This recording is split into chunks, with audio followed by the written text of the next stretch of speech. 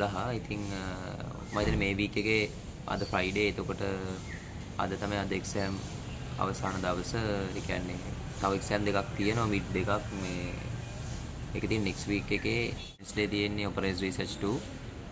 Thursday තියෙන්නේ මේ introduction to economics කියන subject එක. ඉතින් පොඩි ෆී කාලයක් හම් වෙනවා. ඉතින් අද දවසේ මම ඔයාලට පෙන්නන්නම් physical science ඔක්කොම ටික. අද එකට තමයි lectures ඉවර වෙන්නේ. 12:02 වෙනකන් අද මිඩ් එක තියෙනවා financial mathematics වලින්. ඒකින්ද අද දවසේ මට හිතුණා එකෙන් පස්සේ physical science පැත්තට ගිහලා ඔක්කොම වීඩියෝ කරන්න ඕන කියලා. ඉතින් මම මේ වීඩියෝ එකෙන් ඔයාලට physical science කට්ටිය bio science උත් මම දන්නේ නැහැ. ඒක හරියට තව කෙනෙකුත් එක්කන් ගිහිල්ලා දන්න කෙනෙක් ඔයාලට physical science එකේ කොහමද lecture rooms තියෙන්නේ කියලා, කොයි වගේ තැන්වලද කියලා පෙන්නන්න මේ වීඩියෝ එකේ. එහෙනම් අපි එකකින් පස්සේ හමු වෙමු.